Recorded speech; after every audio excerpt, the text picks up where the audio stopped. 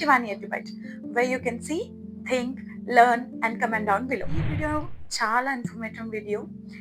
ఇది చాలా మంది నాట్ ఓన్లీ మెన్కి కూడా చాలా హెల్ప్ఫుల్ అయ్యే వీడియో. సో ఇవాళ మనం హెచ్పివి వ్యాక్సిన్ అంటే ఏంటో తెలుసుకుందాం.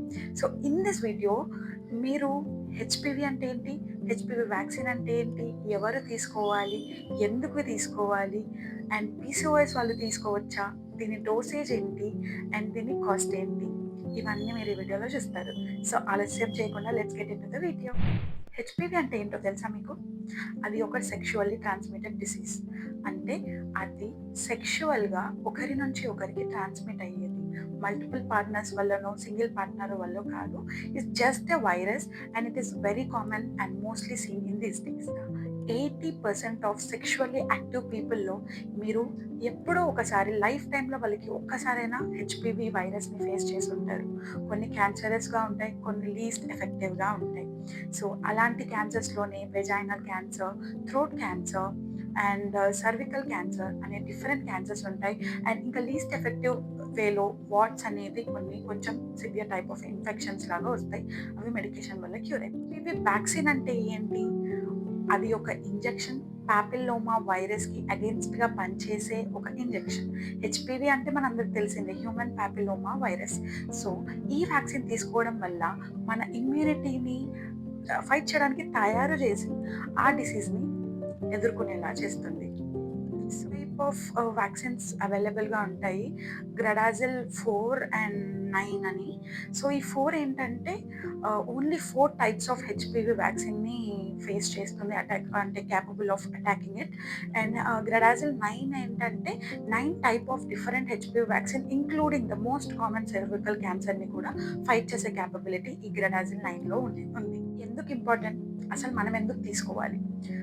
కాలం మారుతుంది, జనరేషన్ మారుతున్నాయి, లేనిపోని రోగాలు రావడం, వాటి పరిష్కారం కూడా రావడం, అతి ఫాస్ట్గా వరల్డ్ మూవ్ అయిపోతుంది.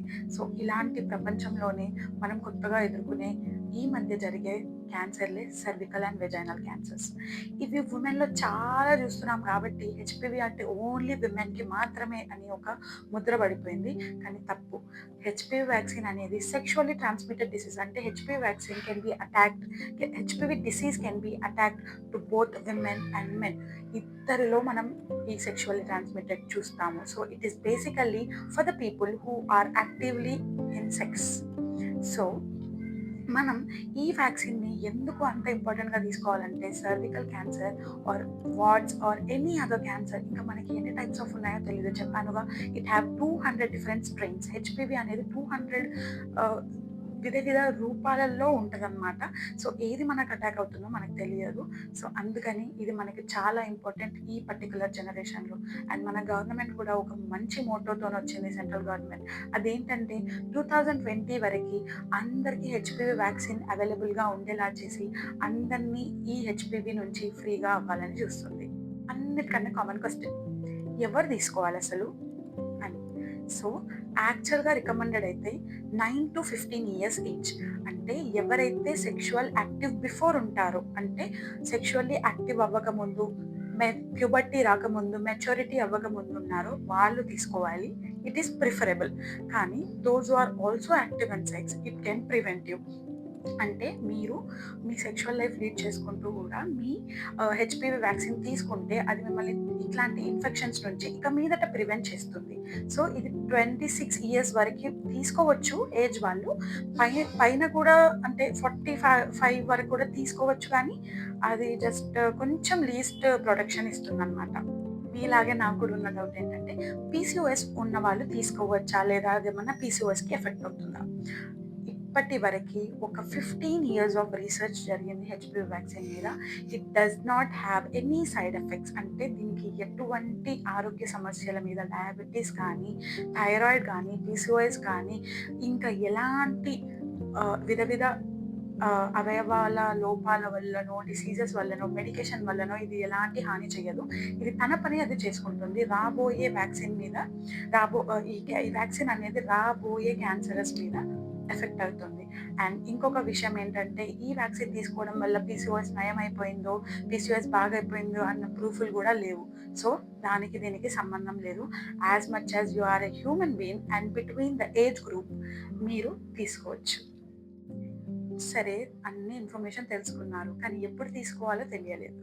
అది ఎప్పుడు తీసుకోవాలంటే, ఒకవేళ మీరు కానీ మీకు తెలిసిన వాళ్ళు కానీ 15,000 సంవత్సరాల లోపు అంటే 15 ఇయర్స్ లోపు ఉన్న వాళ్ళు అయితే ఈ వ్యాక్సిన్ని 2 డోసుల రూపంలో తీసుకోవాలి. ఒకటి ఇవాళ తీసుకుంటే ఇంకొకటి ఇవాళ నుంచి 6 to 12 మంత్స్ లోపు తీసుకోవాలి. అదే మీరు 15 ఇయర్స్ అబోవ్ ఉండి తీసుకున్న వాళ్ళైతే అంటే 15 అండ్ అబోవ్ 15 కంటే పైన ఉన్న సంవత్సరంలో ఉన్న వాళ్ళు తీసుకొని ఉంటే ఇది 3 డోసెస్ లాగా తీసుకోవాలి. ఒకటి ఇవాళ, తర్వాత ఇవాళ నుంచి 2 నెలలకు ఒకసారి, ఇవాళ 2 నెలల నుంచి 6 నెలలకు ఒకసారి తీసుకోవాల్సి ఉంటుంది. సైడ్ ఎఫెక్ట్స్ ఏమైనా ఉంటాయంటారా అని మీలో చాలా మందికి క్వశ్చన్ ఉంది. సో, ఏదైనా పెద్ద డిసీజ్ని కంట్రోల్ చేయాలి అని అనే వాటికి మాత్రమే మీరు సైడ్ ఎఫెక్ట్స్ చూస్తారు. అంటే ఇప్పుడు ఒకవేళ కీమోథెరపీ తీసుకున్నాం క్యాన్సర్ని ట్రీట్ చేయడానికి, అది తగ్గాలంటే కొన్ని సైడ్ ఎఫెక్ట్స్ ఫేస్ చేయాలి. కానీ HPV vaccine is people's vaccine. అది అందరి వ్యాక్సిన్, అందరూ తీసుకోవాల్సింది ఫ్రమ్ చిన్నప్పటి నుంచి ఒక సర్టెన్ అడల్ట్హుడ్ వచ్చే వరకు. సో, మీరే ఆలోచించండి, ఏదైనా సైడ్ ఎఫెక్ట్స్ ఉంటాయా? అస్సలు ఉండవు.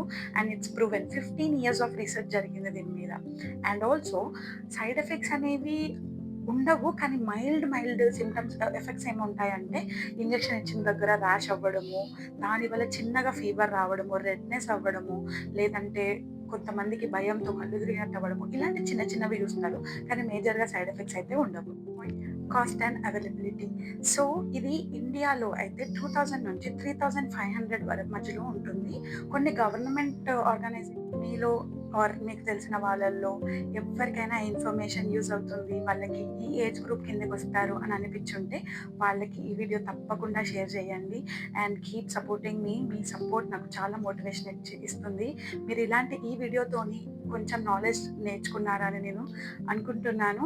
And please do subscribe, like, share and comment.